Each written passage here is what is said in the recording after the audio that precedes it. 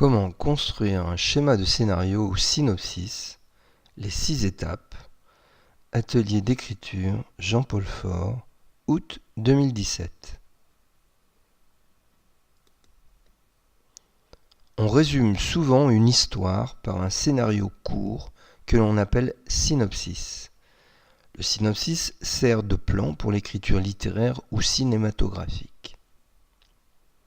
La méthode que je propose ici s'appelle par jeu de mots OIS, comme pour s'encourager dans l'effort. Elle repose sur quelques idées et du bon sens. H signifie hypothèse, I pour introduction, S pour séquence et E pour Inde, la fin. L'idée première, l'histoire, c'est la géographie du temps. Tout comme la géographie, c'est l'histoire de l'espace, on va rester donc sur cette idée de voyage dans le temps et l'espace. Mais aussi, on va faire voyager le lecteur tout d'abord et pour finir dans le cœur et l'émotion. La recette est là, cœur, temps, espace. Étape numéro 1. On commence toujours par la fin. On l'appelle grand E comme émotion. Il s'agit d'une émotion particulière ou très forte. Bonheur, souffrance, etc. Faire un choix, happy end ou pas. Donner un repère spatial, un cadre, un décor. Temporel, saison, jour, nuit. Physico-sensoriel, odeur, toucher, proximité. Trouver l'image mobile ou fixe qui résume l'émotion. Zoom, travelling, gros plan, moyen, large, y compris en littérature.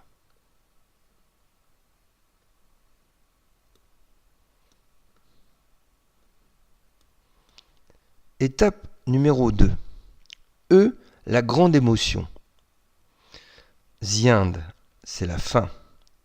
H, tout simplement, c'est l'hypothèse, qui peut être heureuse ou tragique, avec des nuances et des variantes d'espoir.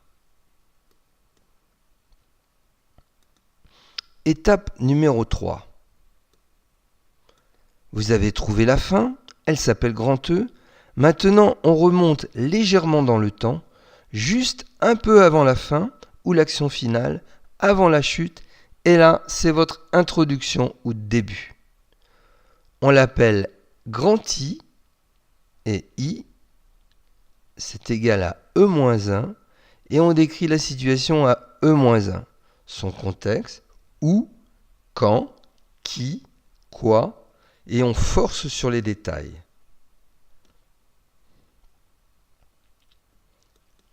Étape numéro 4. Puis on fait le break. On remonte le plus loin possible dans le temps aux origines de notre histoire. Et on change le décor. C'est la première scène. Séquence 1. On va l'appeler S1. L'origine S1, c'est forcément une situation très antérieure à la fin. C'est l'origine logique, les valeurs, les fondements, et aussi l'origine pédagogique, celle qui va expliquer. Étape numéro 5.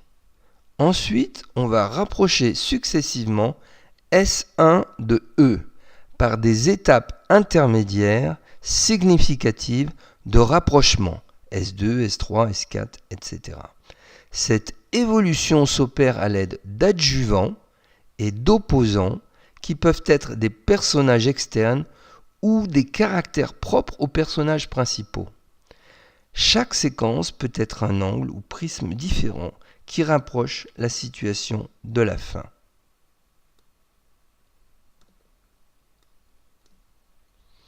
Étape numéro 6. La fin. On reprend l'émotion du début et là, on l'amène à son terme. Ensuite, tout est affaire d'écriture, de documentation, de style et de sensibilité. Je suis partisan des histoires simples, documentées, poétiques et psychologiques. Voilà. Bon travail, merci de votre écoute.